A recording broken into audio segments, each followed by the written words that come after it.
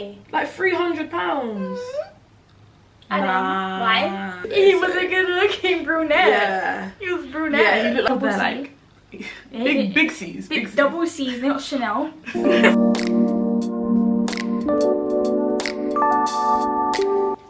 Hey guys, welcome to Years in Between with me, Loretta Maria. and me, Jacinta Joey. This is a podcast where we talk about our thoughts, feelings and experiences in the years in between. How have you been? Yeah, I've been good. It's not been too long since I've seen you. So Yeah.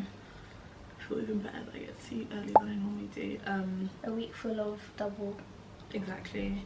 But yeah, nothing particular to like shout about per se. Haven't had badminton yet again, so I can't really touch on that. Makeup looks good today. Thank you. I really complimented her like enough times. Yeah, she was like, guys, she was filming me on the road where the roadworks were, so cars were just stood there, and I'm just like, why can't I appreciate my pretty cousin? Thank you, I appreciate that, but please, I'm really shy for that one. But one thing I did do is I walked from home to work. Yeah, you wait. Like walked back. Yeah, I was just gonna say, you said this last week, you wanted to do it. Yeah, I wanted to do it and I did it, but I walked part way to work. So I walked from here to the station that I need to get to, which is like a 7:10. Aye, girl, you are an early bird. I thought you were gonna say, oh, that's actually quite nice, but yeah, it's like a 30-minute walk, but I just didn't know how long it was gonna take me, so I wanted to give myself enough time in case. So yeah, 30 minutes to the station, and then I got the train. But then on the way back, what time did you get to work? 20 to 9. So I had like 20 minutes like before I actually started work. But the tube's quite quick. And then on the way back from work to like near where my station is, I walked it. And it was only like 40-minute walk. I thought it was gonna take way longer. It was really nice. But yeah, that's one thing I was like quite proud about. But yeah. How about yourself, my dear? I'd say this week has been quite insufferable in terms of like my headaches. Oh yeah, she has mentioned that they've been coming back quite a lot. Yeah, so this week I've literally been like kind of on edge. I don't know what the day is gonna look like, and it can cause some sort of anxiety. But I'm not trying to like dwell in that. So I'm just like praying that every day is a day that I don't get a It must be headache. so stressful, and I'm assuming stress might be a contributing factor, so it's like anxiety, stress, all like oh, my sweet girl. But it'll be fine. Just you're getting it checked out there again, aren't you? yeah, did an eye test on Wednesday, new glasses, so Stronger prescription. stronger. Yeah. Got 2 for 1 though, which is good. Glasses are so expensive. I know. Guys. I got one kind of lime green. It wasn't lime green, it's like sage green. And I got another that was light pink. That'd be so cutesy. I know, right? So I'm excited to how much were they? Like even though it was buy one get one free, how much was it? So in total I paid £155. Yes. That includes my eye test and the That was so cheap compared to what I had to pay. Yeah, the first time I got glasses, I got swindled. I paid £190. That's still so much cheaper, bro. What did you pay? Like £300. And why? They violate. At least you got an eye test, and then they said like to buy the glasses. Did you get some Gucci glasses? Or no, I didn't. There's such meaty glasses, and they said, do you want the anti-glare? Yeah, that's what I I work off screen. Yeah. So I thought maybe that's what. No, bro. I guess I got two for whatever plus the thingy, and that basically it came to like £280 or £290. Damn, wild bro. like that. No, that's crazy. The time I got I paid £190. That was only for 1 pair. So I probably did get swindled in that sense, or maybe they didn't have the offer of 2 for 1. But have I worn them since? No, that happened to my brother. I didn't need them like you would need them. Yeah. Like it wasn't. But I didn't need my glasses as much when I first got glasses back in 2019. They just said only wear it when you're concentrating on like the screen. So fairs. But lately it's like if I don't wear it, I'm pissed. Anyways, I was scared about that too, so I feel like I was bit apprehensive to Like, actually... yeah, because the thing is, when you start to wear glasses, your eyesight doesn't get better. They just become reliant on your lenses. Exactly. And yeah, but £90 for the green glasses and £70 for the pink ones. Okay. I didn't want you to pay more, but I was expecting like a big price so I could almost feel validated in my expenditure. Really? But this was years ago, so I'm over it. Yeah, that's me, but nevertheless, I'm grateful for life. Amen. And for people around me. Amen. And yeah, for the workplace that I work in, like, despite, you know, downs, they've been really like accommodating. Yeah, we love that. Yeah, we love a workplace that actually is like recognize humans as humans, and they can have like health moments that they need to attend to. It's not everyday grind and make money. Exactly. You know, so yeah. Side note, guys, her foot hit the floor today. She rubbed her foot, dragged her foot. Why are you embarrassing me? No, because why are you it was so funny. No, it wasn't. No, why are you embarrassing me? It was such an embarrassing moment, guys. Like the way her body jumped out. Literally, it was like disgusting. I don't like. Larissa knows that I don't like my foot touching. She doesn't like. Obviously, she's like dirt. You're very like a clean person. Yeah, but I am. But I don't like my feet being wet. I don't like my feet touching, like... I remember we did the thing, it was like, would you rather have wet socks or thingy? You chose wet socks. No, actually you chose thingy in your teeth. Yeah. So, like, no. And it was outside Blank Street. We were waving Blank Street. It was so embarrassing. No, the thing is, it wasn't even embarrassing. It was more so like... The guy behind us saw. He wasn't there at that point. He'd already moved to, like, you really told him that the line's there. So there was no one behind you. Are you sure it happened? Did it happen before or after? No, there was no one behind you. I saw, like, there was no one behind you. Yeah, there was no... But wasn't he by the car? I don't know. No, he wasn't. He was in the shop buying his drink. Oh, fairs. Okay, fine. And what did you... Actually, I don't want to put that out there. Well, yeah, I found the cashier really cute. I was going to say that, and what else? Guys, her tongue did that. Yeah, I was like, can I have a latte? Wait, what did I say? Can I? Macchiato, like a cold. I don't know. You said it in a way where it's like you're trying to say like a cat. What did you get? I got a chai latte, but I didn't say chai latte at that. I said like, can I get a chai latte? Yeah, and she jumped. And I was like, oh, and he was like, and I was like he was a good looking cashier though, he was a good looking brunette. Yeah. He was brunette. Yeah, he looked like he was like fresh out the shower-esque vibe. Yeah. I can appreciate a good looking brunette. And he had like curls, but it was like, he had it freshly cut. Yeah. Yeah, so when that happened, I was just a bit like... I'm gonna give him the name of Louis. He does look like he would be called Louis. Or Matthew. Like... Yeah, what the hell? Yeah. That actually suits him, how he looks so well. If you're seeing this. What, you want to say you up? No. That you sent to Joey, yeah? No. That's not, no. We don't want that, no. God has to lead the person, sorry. But what if God leads him to watch this video? He stumbles across his social media and he watches this video and then he messages you. Is that what world full of possibilities? We'll anyways, this one was possible. Okay, so before we get into the book, right, I already debriefed Loretta about this dilemma, but I just wanted to get your view, because we did kind of share, but you didn't really like share. It was in the bookstore. Yeah, I was trying to look for the author that we were looking. Yeah, so I watched the Uncut podcast with my sister earlier this week, and the dilemma that they had, I don't know if this is a recent episode, but they had In My Opinion. Do you know, have you watched that podcast before? I've heard of it, but I haven't watched it. One of the guys, Ugandan. Yeah. Ugandan. Finally on the map. Yeah, so they had them as like guest co-hosts. And the dilemma was, right, I'm going to try my very best to explain this in a way that everyone would understand, guys. So give me a minute. So, the husband wrote in to the podcast and said... him and his wife were planning a birthday party for his wife's mother's 70th birthday. So mother-in-law, yeah. Mother-in-law, yeah. We're planning a birthday party for his mother-in-law, right? And this was planned in advance. Like, people were flying in from the US, Nigeria to come and celebrate his mother-in-law, right? Unfortunately, his mum died before the said birthday party. Yeah. So let's say the birthday party was on a Saturday, but his mum died on a Friday. Cool. So he said to his wife, how are we going to tell everyone that the party's cancelled? The wife was like, why do you think the party's cancelled? Like, we're still going to go to the party. So the husband felt away about that.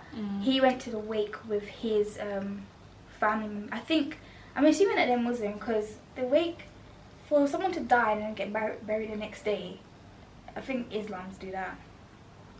Or maybe, I don't know if it's Jewish as well that do that. Yeah. Okay, but sure. the mother was buried, like, I don't know the timestamps. Like, I don't know if it was the day before the mother died, that's when the party was, or a week before, whatever.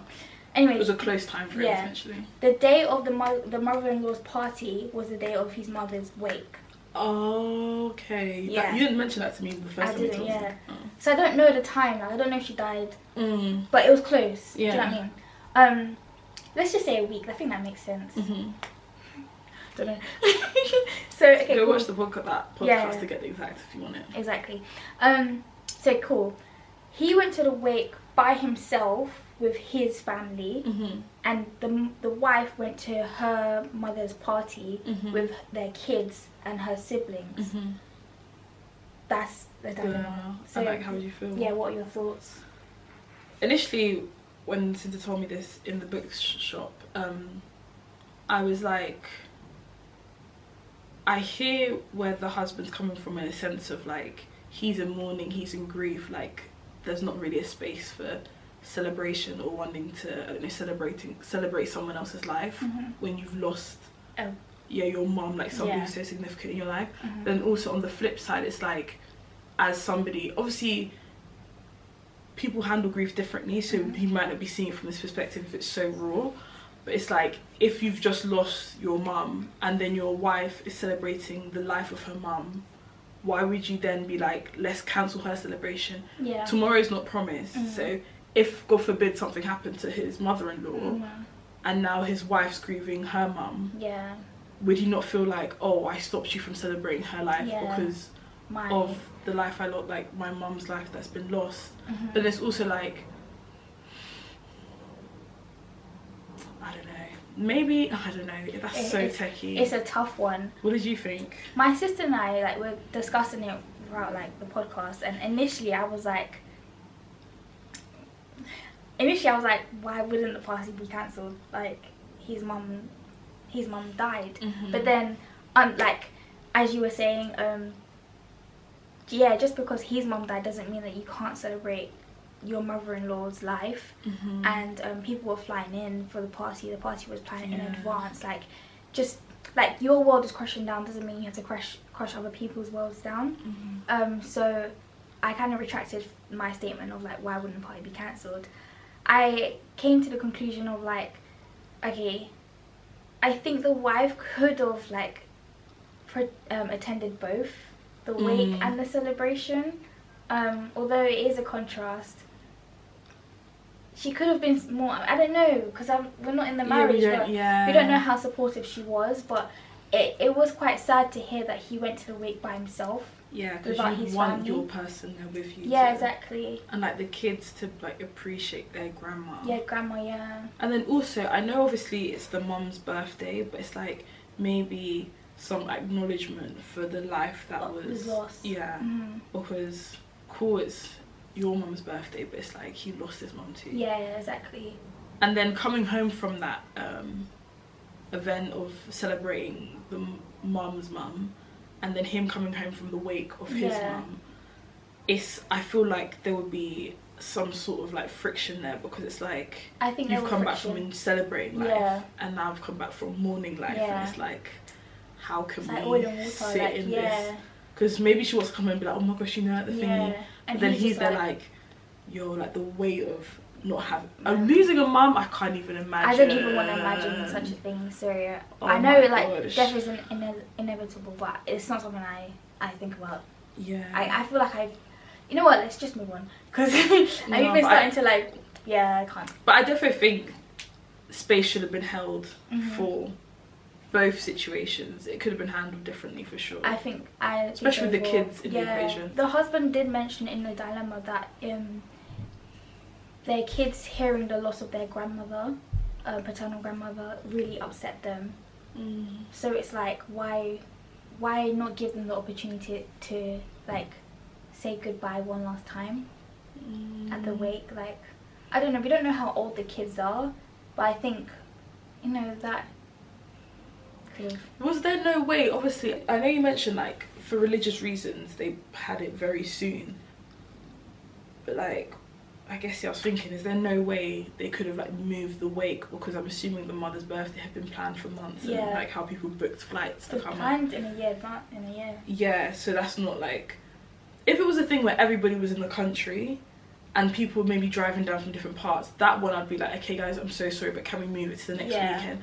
But because people have spent hundreds of pounds coming in from a different country, it's just like, obviously you can't control what happens in life, but that's also like, that's people's money, like they've come to, you know, so it's a hard one. But my sister and I thought that there may have been a crack in the marriage.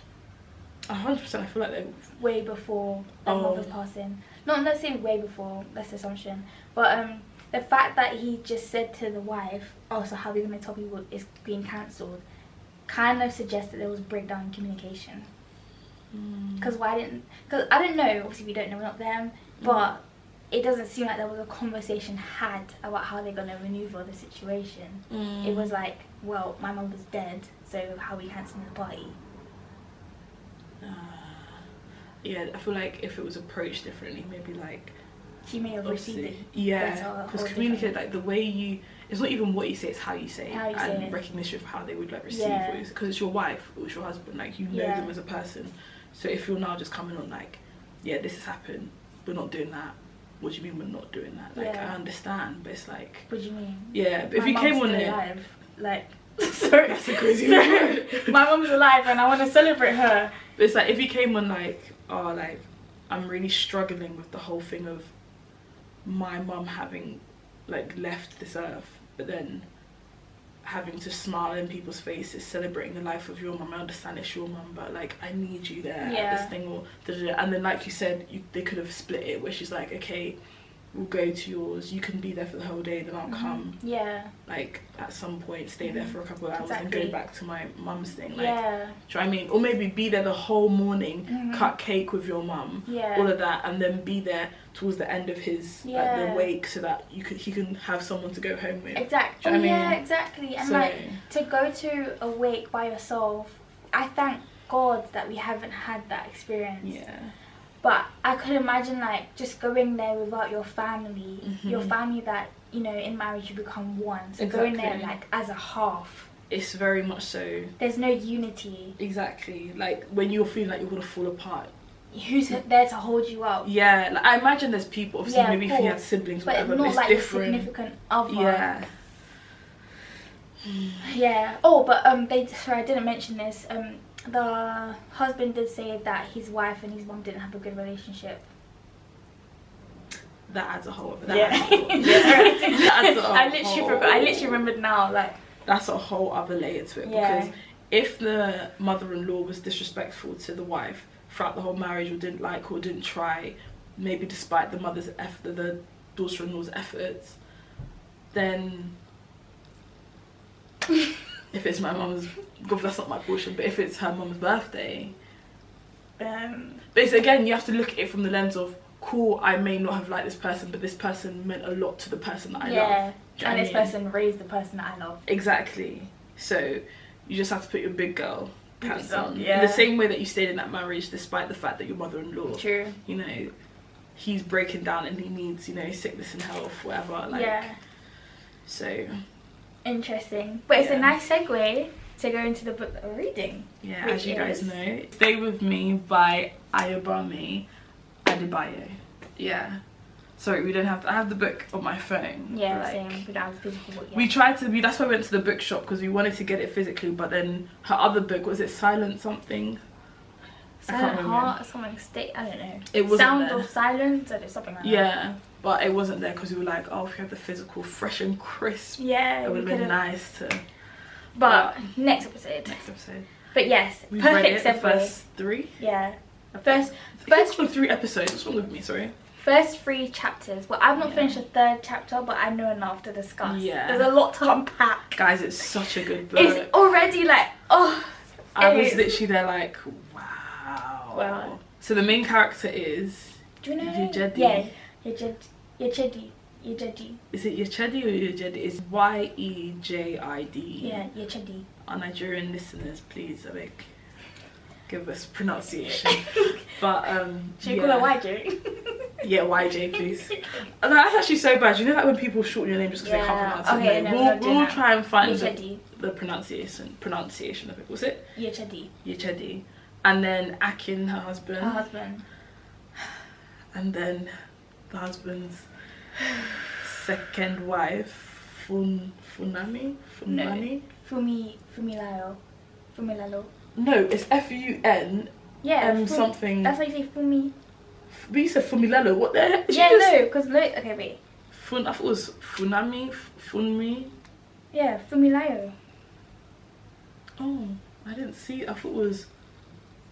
You don't say Funmi. Say Fumi.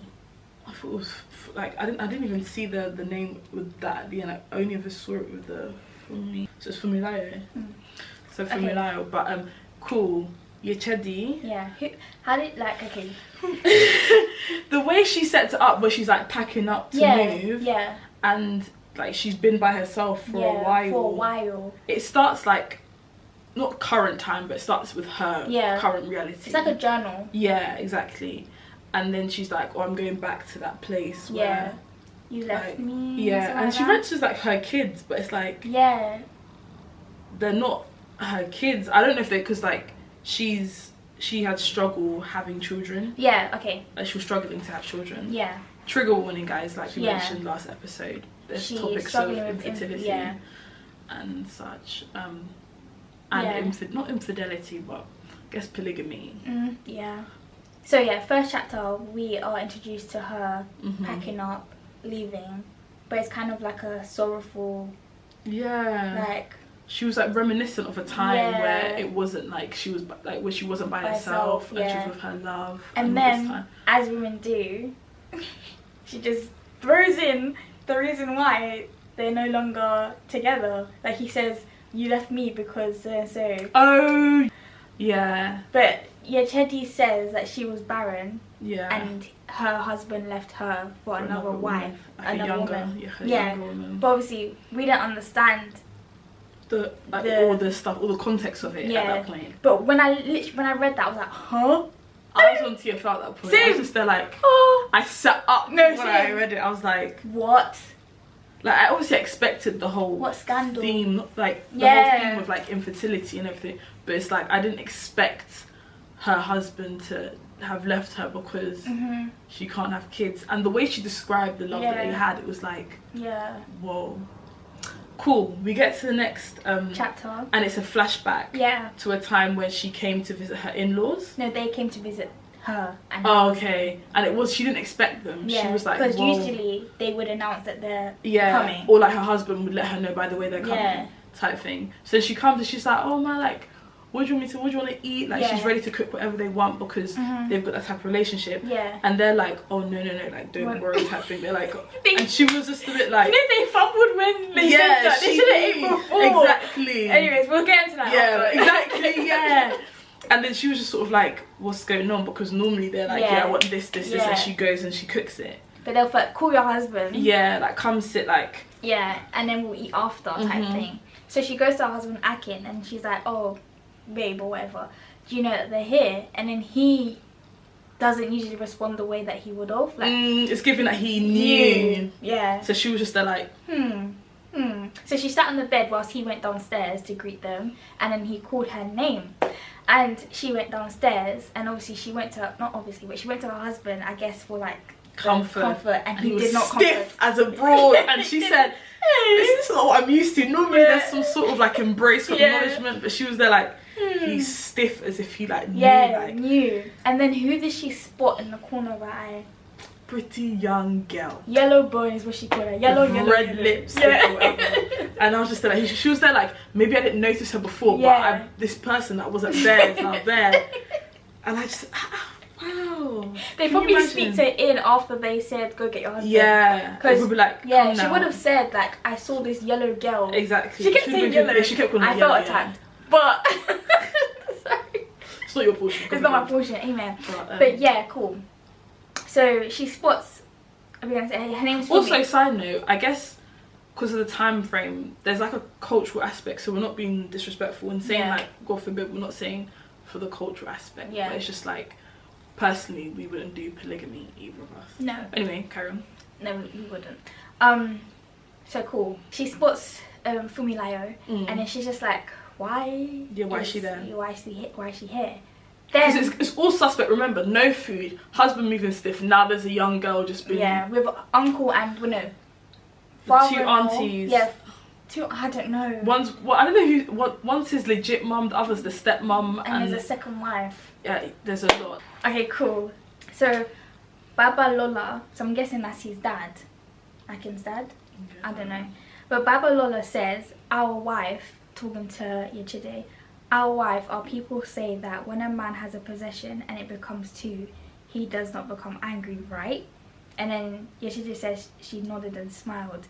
Then he goes on to say, well, our wife, this is your new wife, as in introducing Fumilayo to Yechide to say like, this is your sister wife. And then she's there like, excuse me, ma? She's like, pardon? And I think she also looks to Akin to sort of be like, I'm shocked, we're both shocked, we clearly both know, but he doesn't give shocked, he gives, I knew about this, I'm just here to observe like and find it out. He didn't know, he didn't like look at her or anything. And I think she goes to hit him, he catches her hand. Yeah. But because they're speaking, all the people that the families understand. Before that, what did they say to Fumilayo? Go say hi to your, and then Fumilayo's at her knees. I think it's like a cultural. Yeah, like she has to go greet her. Yeah. But then obviously Chide's like, I'm not trying to. What do you mean? Like, come introduce you to my. Exactly. So then she goes to like hit her husband, and her husband grabs her by the arm. Yeah. And like Cinta said, but then because they all speak Yoruba, and then she's saying this all to him in English. So they're like to Fumilayo, like, what are they saying? And then Fumilayo says like, she called him like, da, da, da, da. And then they're like, oh, they're like so like, oh my god, hysterical. How can you do that? Yeah. All of this, all of that. You're disrespecting us. Exactly, yeah. And it's like a whole thing. And then she, honestly, rightfully so, because what do you actually mean on a random day that I've come home, your family's all here, then you're just dropping that you're introducing a sister wife? Because Yechide is unable to have children. When she comes to, like when she's coming down, like they're talking and stuff, before the whole thing of like being like, oh, this is your sister wife and all that lot, she very much so, or maybe it was after, I can't remember, but she mentioned like how the whole thing of them being on a journey of like everyone's aware that she hasn't had kids before, or she can't like conceive, and it's just from a place, she described it as though they were very understanding, from a place of like, we're all like supporting you, we're all there for you. And then for this to happen, it's just like slap in the face, like cold water thrown on her, like whoa. I even feel like with them being understanding and like supportive during the journey of her trying to conceive, I also felt like it was very like forceful rituals. Like, I know they said, well, Yechide mentioned that they'll pray to God, or they would fast for 7 days. Yeah, she fainted. And then Mommy said, you're not ready to be a mother because you fainted after 3 days of fasting. Like, praying to God, fine. And making her feel bad about it. Yeah. But scripture, it was void. There was no mention of they lean on so-and-so scripture.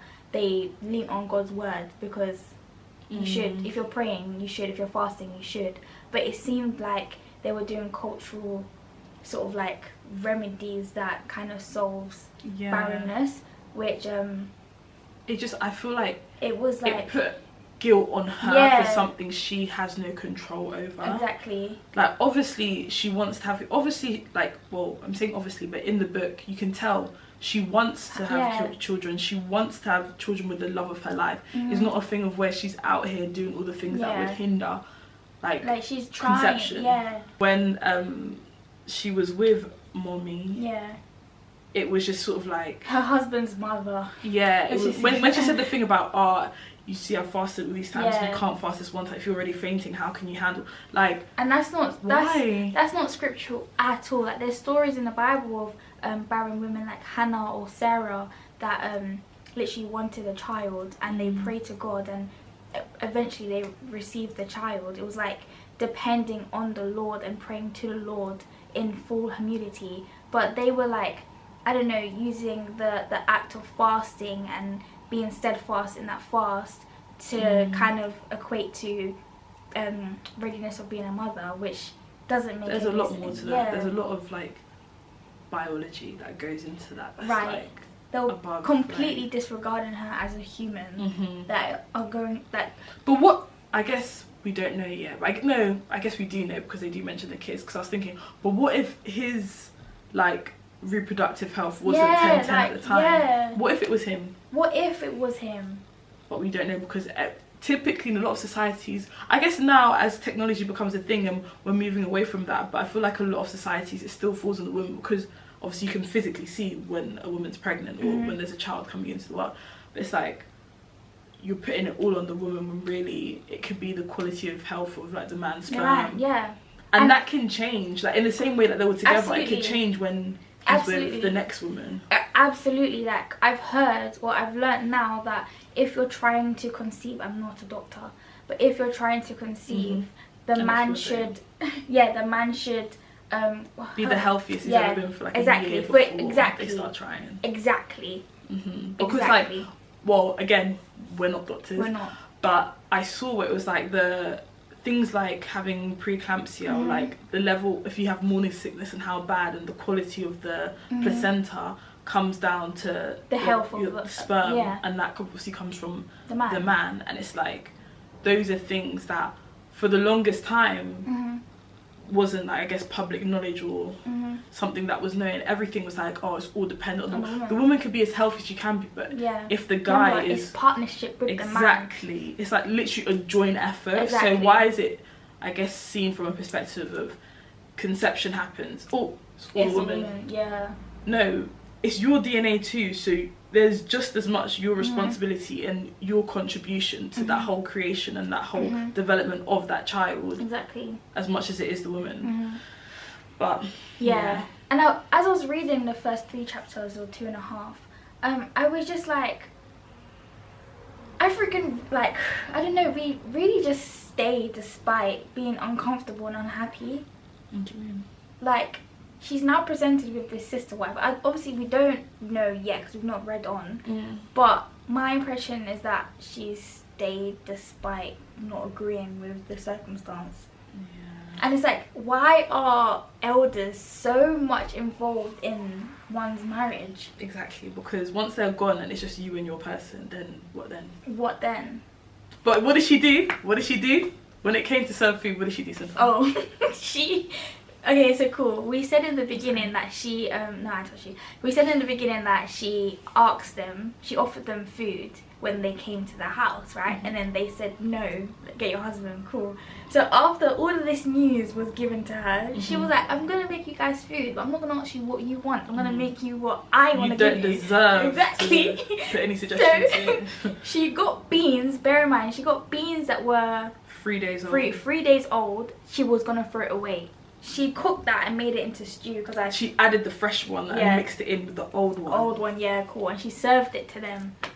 She didn't eat it though herself. No, she served it to them, and then she was upset that her husband also declined. Yeah, because he obviously knows the woman. Like, what do you mean? She's there fuming, about to slap him around the face, and then she goes, "Let me go make you guys food." Cool. Yeah. So Akin eventually dropped them all home. He came back, and he was like to his wife, or Chide, what did you serve them? What did you serve them? Because they all had diarrhea, and they had to, you know, do their dump on the side. Like he said, I had to pull over so many times because they had to go. And then she was like, bridegroom. Yeah, exactly, because that's what he is. Yeah. Because would you?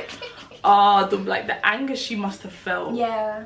And the it's thing been is, muted in the time. And I don't know if you've got to that point. I don't want to say it, but like, I think it's in chapter 3 in the later part. I think it's in chapter 3 where it's a flashback to when they first met. Yeah, it's his perspective. Yeah, it's his perspective. Yeah. And like, he's literally like talking about how like he would travel all this distance to see her. Like he was going above and beyond when to he spend time saw with her. He broke up with his girlfriend that night, and went to go find Yechide. And it's just like you go through all this effort, and then because Yechide was still at uni at the time, he would go from the city, whatever, like I think it was like a couple hours or an hour or so, like he was traveling distance to go see her. And at one point she suddenly like said to him, no, I don't want to see you, and shut the door. And for like 11 days straight he went every time to try to see her. She denied him. He was confused because he was like, what did I do? And then on the 12th day he went, and then she finally opened the door and said, oh, it's because she said I don't do polygamy. And then he was there like confused, like what? No, actually maybe he said, oh, he was like, oh, you were with the girl in my dorm says that you were with her or something, or you're already married. And then she's like, I don't do polygamy. And then he was just there like, oh no, like what the hell, like I'm not married, I'm not secretly married, and I don't have anything, like I'm being so truthful. And then she was there like, this is your chance to like say everything, like if you have anything just put it on the table. And he was there joking, he was like, I don't, like I have like some dirty clothes at home, but like I don't have anything, all of this. And then he was like, oh, so someone owes me an apology. And then she was there like, oh, I'm sorry, like and they were all like, she leaned in all comforting, all cutesy. And then in that moment he's literally like, I'm gonna marry you. Like he literally says that to her. And the fact that she literally said to him, I don't do polygamy, when they were young, before this became like the level of what it is. And now, in knowing that when he met her and did all that effort to be with her, and then putting her in a situation where they're married several years in, and getting a second wife because his mum is forcing him. Like his mum came every day for months to his workplace. Every Monday, without fail, whether Monday she was ill or not, would come with a new wife and she said to him, if you don't choose one, I'm gonna start taking them to your wife and make her choose a second wife to take, because she can't conceive. And again, like, we're saying she can't, they can't conceive.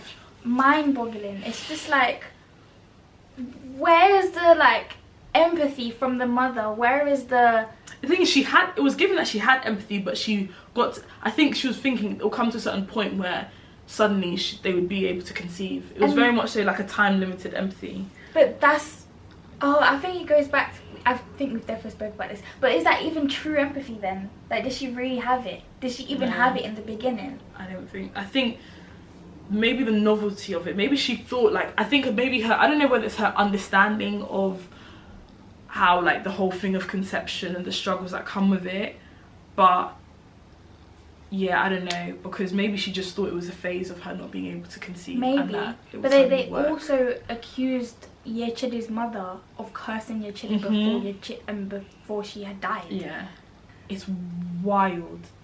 Saying that you're like someone's mother cursed their own daughter is wild. With an inability to conceive.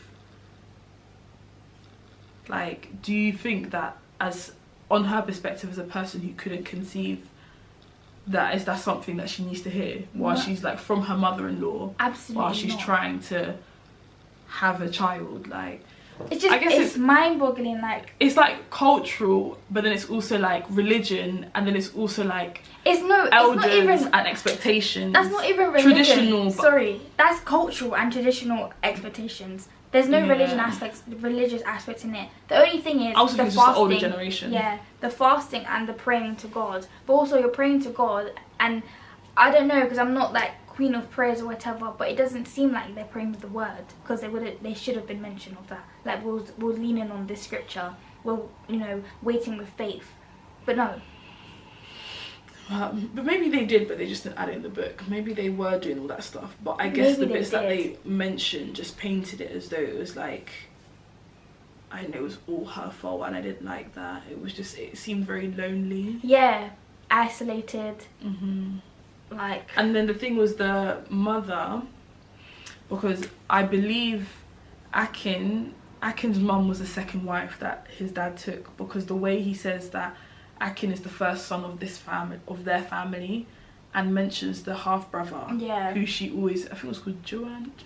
Joanne. I can't remember the name, but she was like, he was someone that he was always compared to growing up, until he tried to learn trade him. Yeah, he went to trading school rather than university, so then she stopped comparing them at that point. But then now with the whole thing of not having 4 boys, not having kids, he's like, well, look at your like half brother, like he's got all these like 4 kids and 4 boys, man. Like, but you still have none. Like, all your brothers have children, but you don't.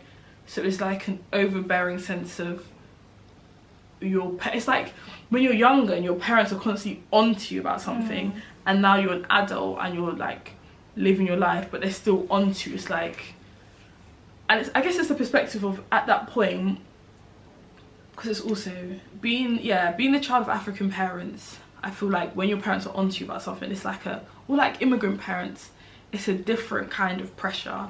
So I have empathy for him in that respect, but then it's also like, at what point do you put your foot down and say, this person's the love of my life, this is my marriage? I understand that you want grandkids, and like culturally, even when you said the description last week, like in a society where having children is very you know, at what point do you say no? Like, exactly. I think all this stress and all this overbearing like involvement in the relationship, in the marriage, in their unity, is causing unnecessary stress that most definitely is adding weight to the stress that's causing them to be unable to conceive. Because whether there's other factors, stress is something that will only hinder it even more. Exactly. So yeah, I don't know, is there a point of putting your foot down, stepping up as a man and saying that this is like my thing, or is it like conceding to the expectations of your parents, of your immigrant parents? I guess at that point they're not immigrant parents because they all live in Nigeria, but conceding to the expectations and will of your parents. It should be vocalized from the very beginning, like, this is unfortunately the situation. But would he be outcast from society then, because they live, like, it's their community? I mean, he may be, but also he's married this woman, he's one with this woman, so he has to stand by this woman. Yeah, I hear that. But they'll both be cast out of society. Then they have each other. What if they suddenly have a kid and then boom bow, what now? Exactly. Then it's you like, have to pretend everything's okay. I always knew he was gonna have a baby. Yeah. I always knew something was I always me. prayed, Yeah. I always did but it's like, even at that point, just receive the fake love that they're giving you. And just keep it stepping. Yeah, because it's one of the things that's like, you actually can't just choose fight. peace. It's like, just choose peace. You have to choose peace always. But so far, guys, the book is amazing. Like, it is. It's so, like, I felt every I'm experiencing the emotions she may have felt whilst, like, I got hot. Literally. And I felt so sad for her when she was literally there, just like, when I read the whole thing of his perspective when they were young, and then when she literally just said, I don't do polygamy, and then this being the reality of her life years later. Crazy. You know what, like, even in the first chapter when she said, Akin asked her, in a fire, what would you, if our house was on fire, what would you rescue? And then, which was moving all the stuff. And then I think he got upset because she said children or our kids. So he asked her, if our house was on fire, what would you save? And I think she replied, our kids. Wait, let's go back. I remember what you're talking about. You asked me what I would take out of the building if our house was burning. I didn't think about it before saying our baby, even though we did not have children yet. Something, you said, not someone. But you seemed a little hurt that when I thought it was someone, I did not consider rescuing you. I'm so sorry. Yeah. So, wait, sorry. He was upset that she would rescue their baby. Their baby instead of him. Can I add, may I just reiterate, their baby over a full-grown man. Yeah. Who even has the ability to rescue the baby as well. That's a crazy, like, why would I, like... You know, when she mentioned the whole lamp thing, I know it's maybe insignificant, but it shows to me that there was a breakdown in communication. What do you mean with the lamp? That she wanted the lamp? No, because she said he got the lamp without telling her about the compromise. like they didn't discuss how they're gonna. I think that's the thing with relationships, right? Go on for a long time. With relationships, it's all about consideration. Yeah.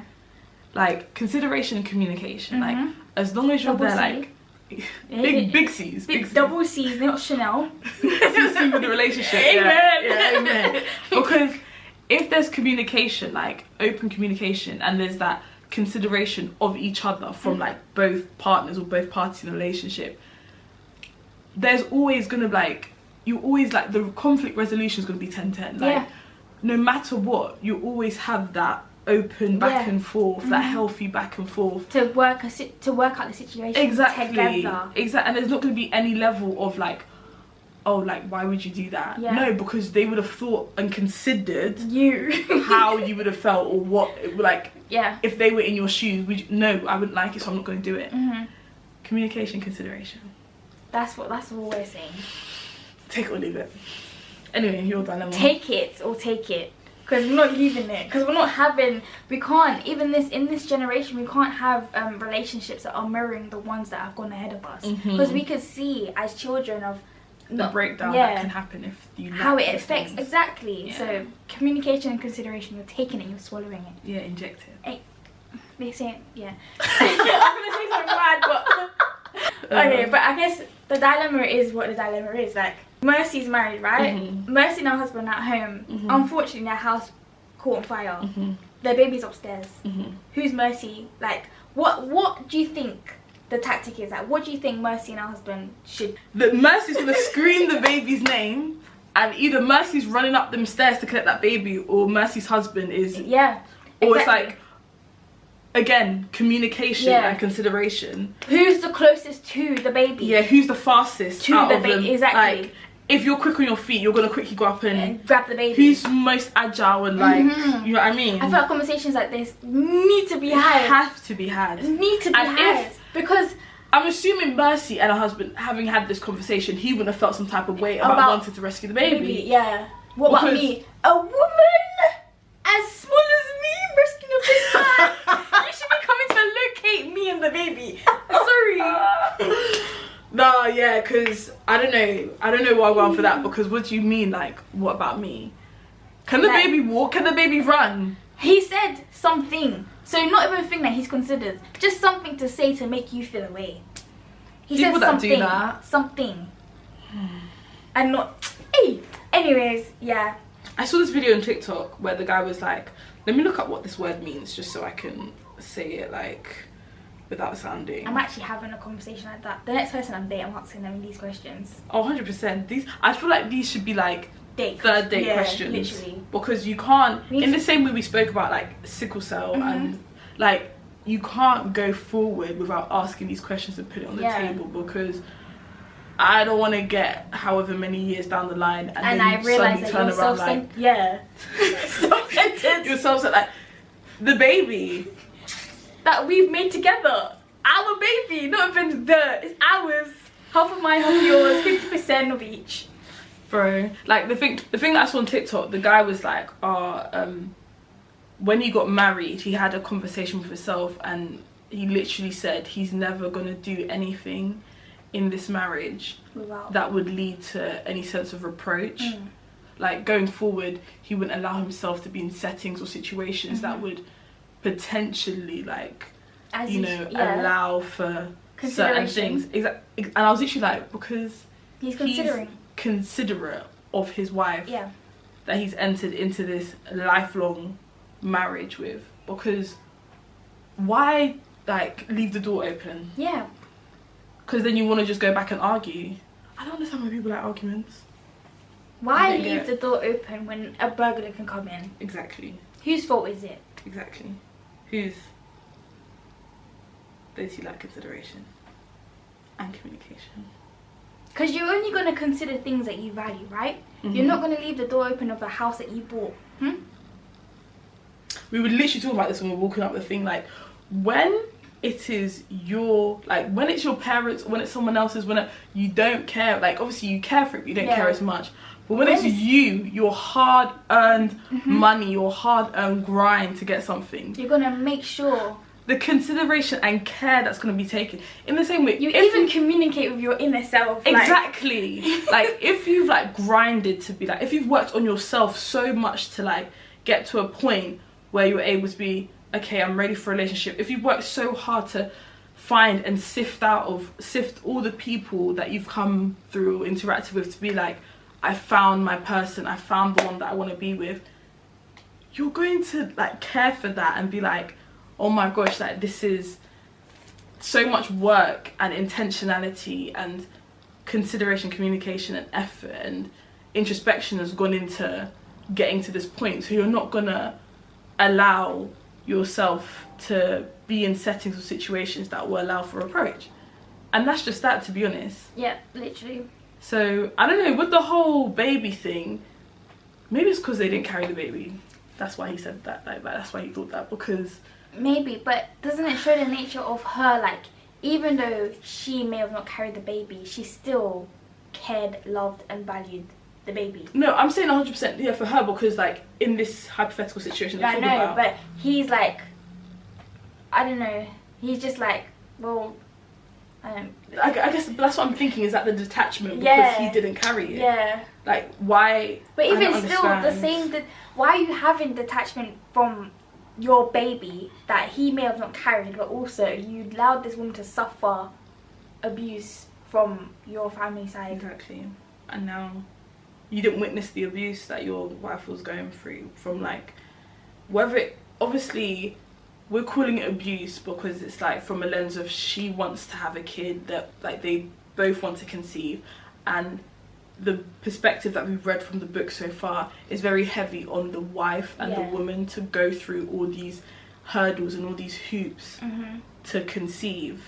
So I don't know, like she's doing all these, she's jumping through all these hoops, she's like dealing with all these like physical, mental, emotional stresses on a regular, and it's like, now you're saying you don't want to save the baby, you don't want to save the product of what would allow some sort of ease, or the stress of your mother who's coming to you every at this point, you know, she didn't know that the mum was going all these times to him with these different women for him to marry and take as a second wife.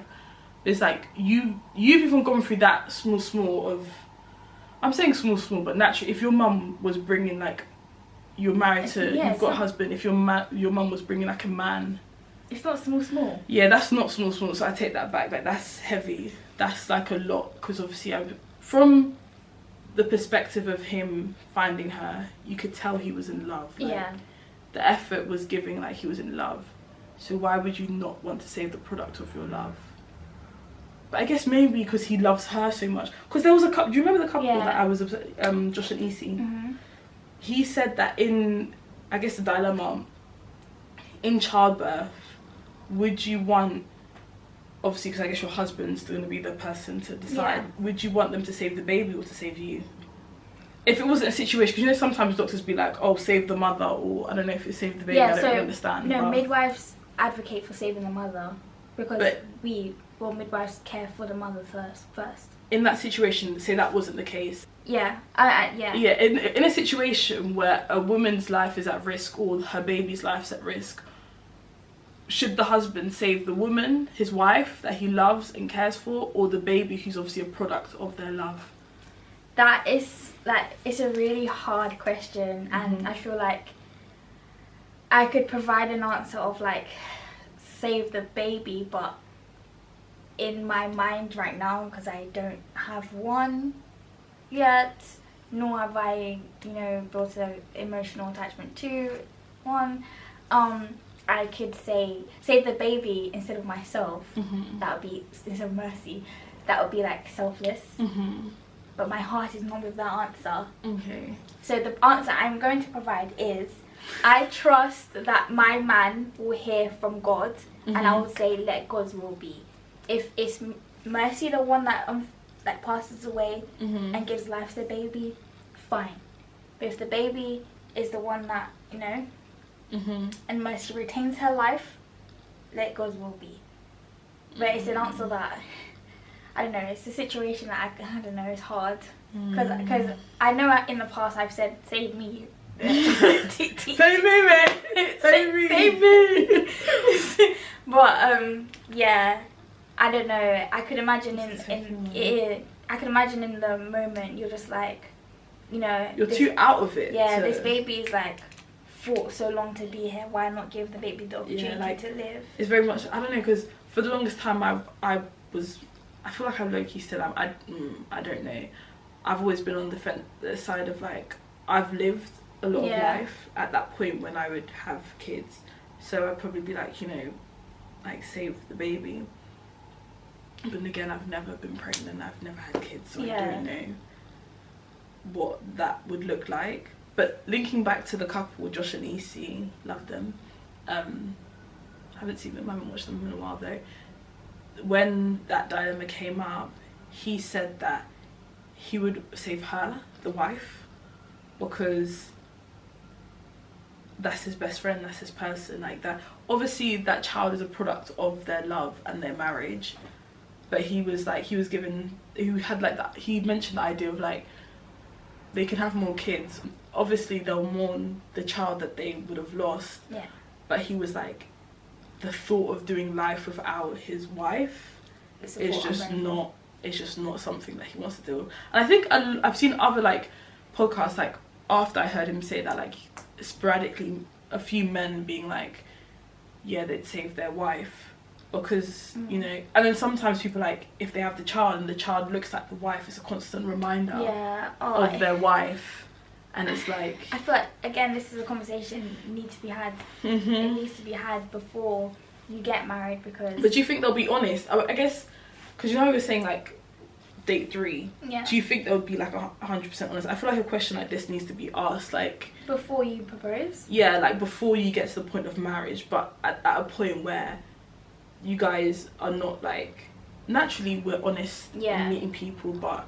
I feel like people put their best foot forward constantly when you first meet someone. So you may say, or be like, oh yeah, 100% I wouldn't do that. 100% I would do that, when it's really like... They do say by the 3rd date though, you would be able to see the characteristics of the person that you are dating. So it'd be more obvious. Because I guess, as you said, that they put their first foot forward. Their best foot forward when they're like starting to date. But by the 3rd date, I would assume that you would have spoken to them a long while before that, over text, over phone, over FaceTime, and so able to know whether, you know, their answer or their opinion would be true to their self. And match what your values on it are. So I think maybe the 3rd day won't be too forward. I guess you could be like, what are your opinions on this, and have that discussion or debate. Because it could be like a deal breaker for some people if they were to choose the mum or if they would choose the baby. Yeah, it's a hard one, because even now I'm thinking like, honestly, I feel like it would very much so have to be sat down with like my husband or whatever. Not even, I guess they wouldn't be my husband at that point. I'd have that conversation beforehand, because we have to scope out all perspectives, every single one, and be like. But then also you might just sit down and I guess talk to your person and be like, suddenly both you just like, yeah, saving you, or yeah, saving the baby, and it's just done deal. So I don't know. Yeah, guys. Yeah. That's it for today's episode. The book is going really well. I really like it. It's like a very heartfelt book, and 100% recommend you guys should read it. Yeah. But again, to reiterate, the book's called Stay With Me by Ayobami Adebayo. Yes. If you wanna have it, well, if you wanna buy it and read along with us, you know, don't be shy. Comment down below if you get it and let us know how you find it. But you can find us on Instagram at YearsInBetween, and on TikTok at YearsInBetween pod. We put our pop it up here, like shop here somewhere. But guys, please don't forget to like, share and subscribe. It would mean the absolute world to us if you were to do that, just a very small gesture. Like, and if you're listening, yes, please don't forget to rate us 5 stars. And if you want to follow Years on Instagram, follow her at Years. I mean, yeah, follow at Years-in-Between, period. But my Instagram is at YearsInBetween. And my Instagram is at LorettaMaria_. So follow us there if you like. But yeah guys, we'll see you next week. Hope you're having a lovely day, evening, lunch when you're listening to this or watching this, and we'll see you next time. Bye.